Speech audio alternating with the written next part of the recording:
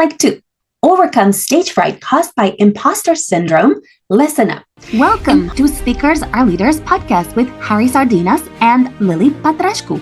Discover how to become a charismatic speaker and leader so you can attract ideal clients and business collaborations. Listen up. Imposter syndrome is when a high-achieving individual doubts their abilities and doubts their own success and feels almost like they're a fraud. And that happens even if they are skilled, knowledgeable, have plenty of expertise, and they feel accomplished as well. Now, what's so interesting about that is that they believe that their achievements are due to luck rather than talent, and they fear being exposed for not being good enough, for being a fraud. Now, how do I know this? Well, for a long time, I've had imposter syndrome. And the signs of having imposter syndrome are, for example, feeling like you don't deserve your success, downplaying your achievements. For example, if someone tells you, wow, you did such an amazing job, you feel something like, well, it wasn't such a big deal. I didn't do that much. Even if what you actually achieved was actually titanic for a lot of people. Some people can't even believe what you managed to achieve.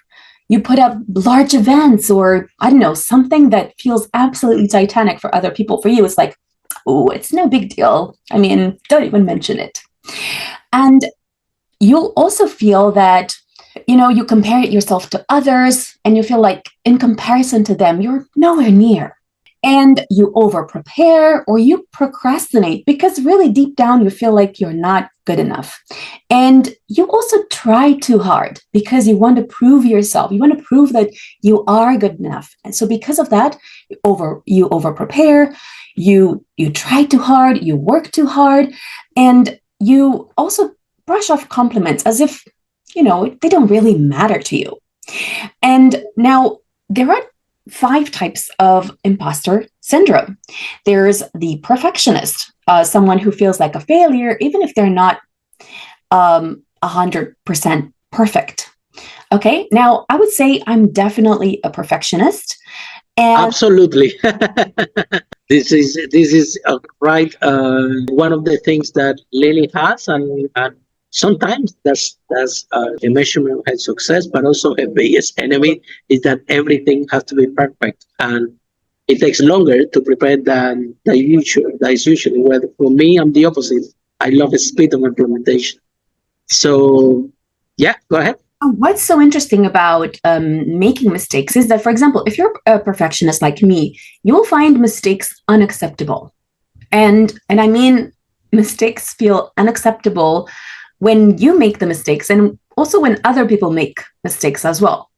So it's very difficult for you to cope with the idea that you could possibly make a mistake.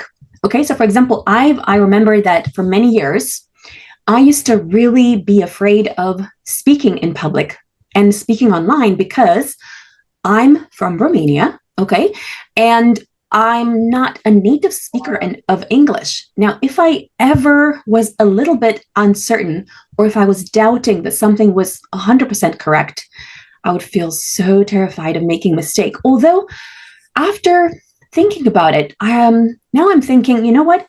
I don't have to be 100% perfect because actually, like most people in London who came from another country, they don't speak perfect English, and that's something you can just look at me. Do I look perfect to you?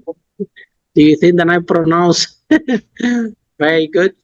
So I think that it's more about number one, something that is very important for you, and it's always about the audience. One day, one person come to me to ask me, well, who am I to write this book about stocks and the market? And I told the person, look, you're not writing the book for Warren Buffett. You're writing the book for people like me that doesn't know that much about the subject. So when you're facing an audience, the imposter syndrome, there are ways to overcome that, because at the end of the day, all the audience that is sitting there is you who knows more about the topic. Therefore, it's you who can, and you deliver a contribution and knowledge for them. So you shouldn't feel that you are an imposter because, in fact, they all coming to learn from you. So the first thing, if you are the type of if you have the type of imposter syndrome where you become a perfectionist, what you need to do is just to accept that mistakes may happen. You do your best and you prepare the very best possible, but simply accept that some minor mistakes may happen. Another type of imposter syndrome is the expert. The expert thinks that they need to know everything before starting anything. Now, I think I also have that kind of imposter syndrome because I feel like before I start anything, I need to know everything about it. And I think that a lot of entrepreneurs that are successful, they tend to not do that at all, right? They just make some, like a basic analysis. Yeah, they make a business plan and so on, but they don't feel like they have to know everything about everything before they start, right? And I think that's the big difference between Harry and I. And the difference is that he's comfortable not knowing everything. He will just start and he will make 100 mistakes and go around the block making this like this podcast. Harry, let's do a podcast. And I started to do a podcast way before Lily. However, Lily's podcasts have been amazing. I have been better than my ones. The thing is that she started a little bit later, but they have been well planned to be honest. So you have to find a balance because Harry is all about speed of implementation and he starts to do things and he's learning by doing.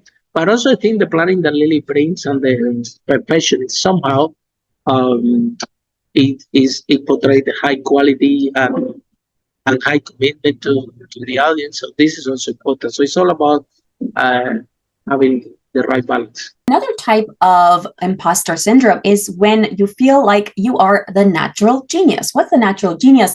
It's someone who feels like a fraud if things aren't easy. And what you have to understand is that if you feel like this, that everything should be easy, you have to understand that mastery takes time and struggle is part of the process. And what you need to do is skill. The more you practice, the better you become. Exactly. The more you practice, the better you become. Another type of imposter syndrome is the soloist, is someone who believes that asking for help means that they're not smart enough. Okay. And what you have to understand is that we all need help. You can't do everything by yourself, right, Harry? Yes. And we all need help. And without note, see you in our next episode of Overcome the Fear of Public Speaking. Now, there is something else that I need to add, which is the superhero. And the superhero overworks to prove their worth. And that's, I would say, the type of imposter syndrome that I have as well. So for many years, I felt like I have to move mountains in order to prove that I'm good enough. I do think that if you are someone who suffers from an imposter syndrome, you may do that as well. When someone may do a very basic thing, you feel like you have to move mountains and you have to work really hard and you have to be 100 times better than everyone else and prove your worth. And when you are like this, what happens is that it's very difficult for you to come in front of an audience and to perform well, because when you haven't done your you're overworking, when you haven't practiced 100 times, when you haven't studied your topic so thoroughly that you are it the back of your hand, then it's very difficult for you to just come and talk about something. Whereas some people like Harry may know something superficially and be comfortable. Okay, so I know this because even, for example, when I was in school, I also had this impression that some people were studying something superficially and they were comfortable talking about it. Whereas for me, I had to know it in depth before I was comfortable kind of sharing anything about it. So what's important is to accept that if you have imposter syndrome and you want to speak on stage, you have to start just accepting that you are going to do your best. Yes, prepare. Yes, rehearse. Yes, put yourself in a good frame of mind, but just know that mistakes are part of the process. And all that matters is that your performance today is better than your last performance. Now, I'll share something embarrassing as well. Okay. Now, every time that I speak, even the times when, let's say, I feel like I've done really well, what happens is that I feel this kind of like intense shame. Okay. And the reason I feel shame is because I feel like I should have done better. And I have to tell you that I still feel that. Okay. Even in moments where, let's say, I've spoken in front of thousands of people or I've spoken in front of hundreds of people, I still feel this shame after the event. So even if I've had a great experience, even if people have said, you did really well. Exactly. The people say, all the audience said, Lily, you did amazing, but still you feel this way. Yes, exactly. So what I'm saying is that even in moments where I've spoken in front of hundreds of people, it takes something really tiny to throw me off. Okay. So it could be that 200 people told me, you were wonderful. I just cannot believe how amazing you were. You inspired me so much. You motivated me so much.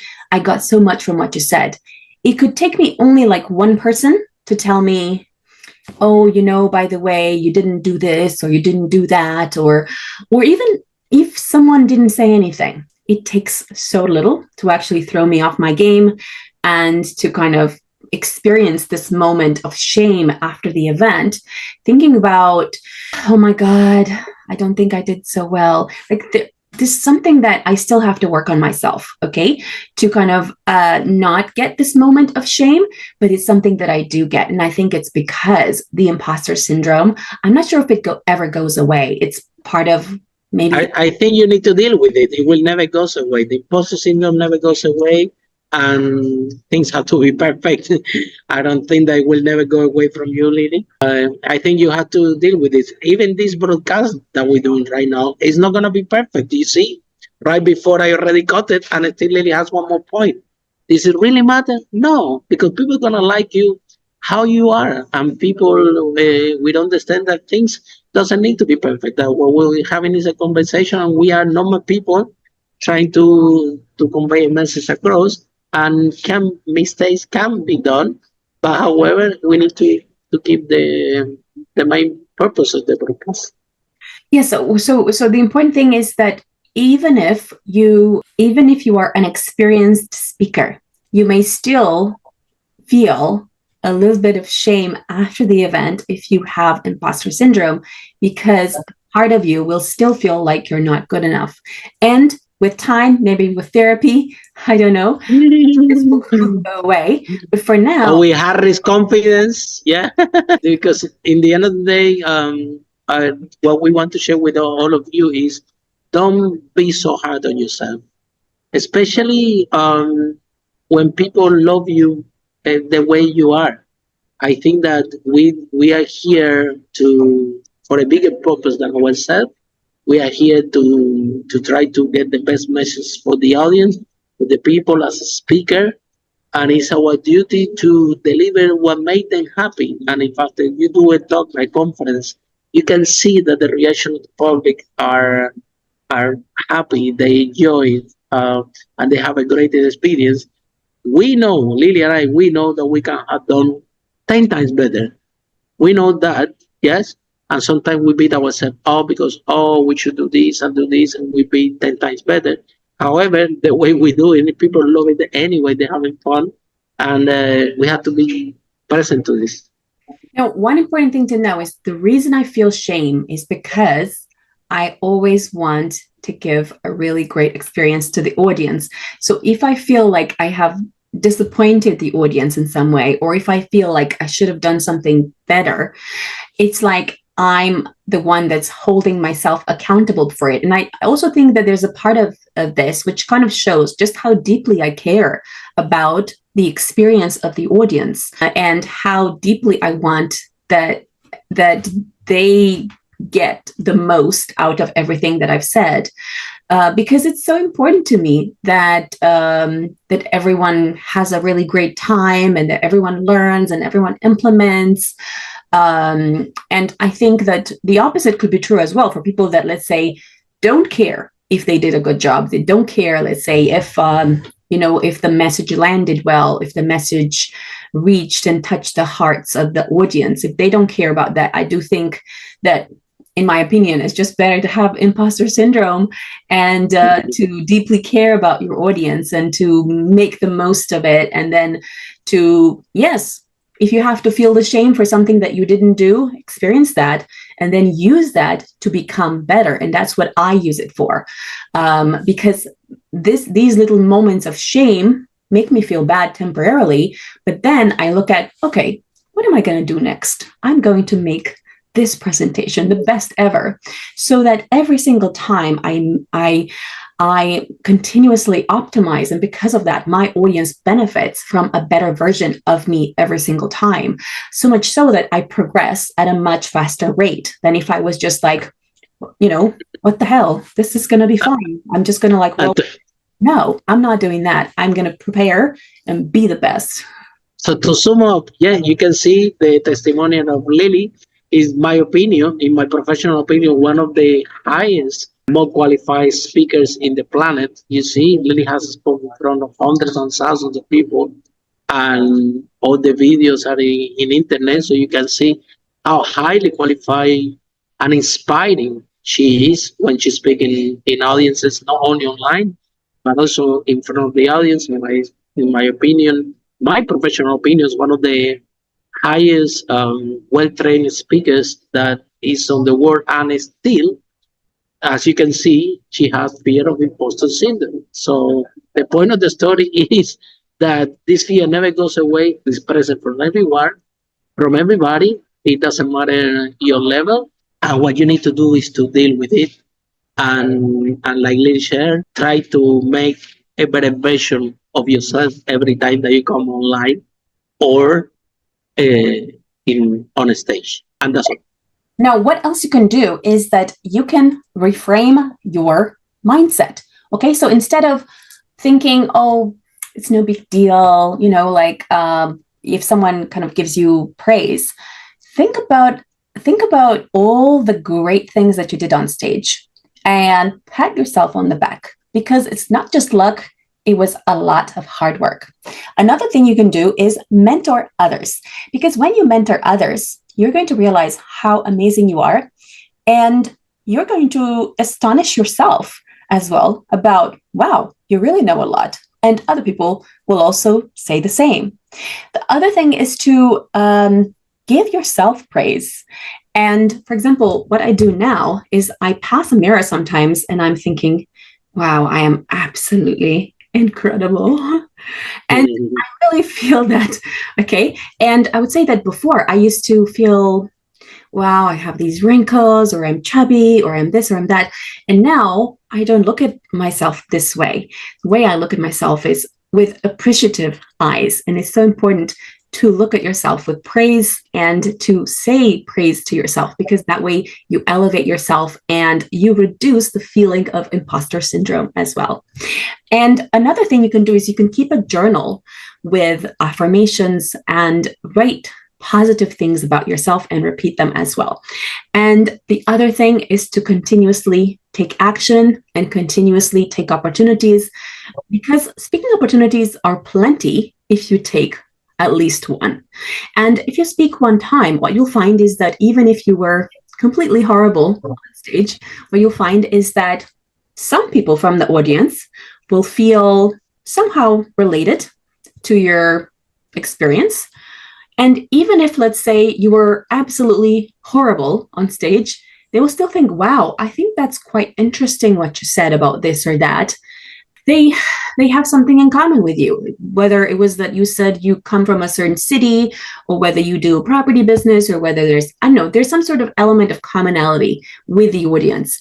And every time that you come on stage in front of 20 people, 50 people, whatever number of people, every time you speak about anything, you will find someone from the audience, at least one person, will have something in common with you.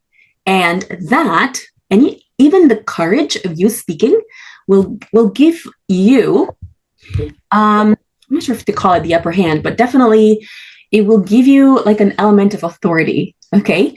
Because people will feel magnetized to you, even if you were horrible. Now, if you're great on stage, well, that's a completely different story, because you'll end up having 20 people, 50 people, I don't know, coming to you and wanting to collaborate with you in your business. And then you're on a roll, right? So what you'll find as well is that when you speak with confidence and with courage and with conviction at every event, then you will get other speaking opportunities. And that's exactly how our opportunities of Harry and I have mushroomed over the years, even though Harry is not a perfect speaker. Okay. In all the extension of and everything by perfect, right? Exactly. So he can't, without counting every time that I speak, Lily's waiting for me with the whole list of all the words that I mispronounce and all the past that I confuse with present and future. So can't even say the word perfect. He calls it perfect. Okay. Right. So imagine the extent. But the thing is that there is so much relatability when you hear someone, because, for example, people who hear Harry on stage get related to his friendliness, to his humor. Some of them, they're also bald. So they're thinking, he's like me.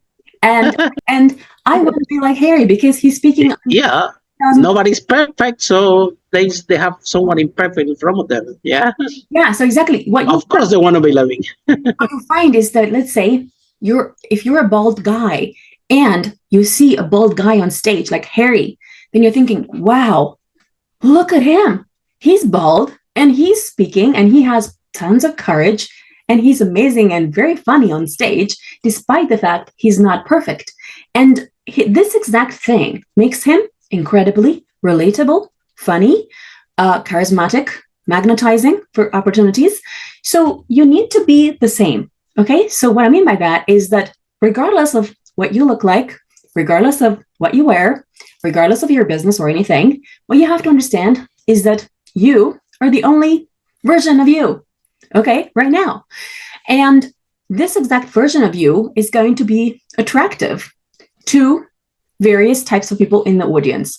Now, if you master the art of public speaking, then damn, you are going to be absolutely unbelievable in terms of attracting opportunities, because every time you speak, you will be able to convey exactly what your audience wants to hear. So if they're looking for a property developer and you are one and you're able to convey that with courage, conviction, and power, they will be attracted to you. Now, if you convey it with less power, some people will still come to you because they're interested in the opportunity. So even if you're not portraying it with a lot of, power and you don't really say it properly, some people will still be interested. So just having the impulse of speaking on stage, and a lot of times what you'll find is that there's a lot of opportunities where the course leader will ask, okay, who has a question? And that is a really great opportunity for you to step in and say, hi, I'm Pedro and I'm a property developer and I do this and that. And my question is this and that, right? So that's a great way for you to gather the attention of the people in the audience and to overcome imposter syndrome. Follow us for more charismatic speaker and leader tips.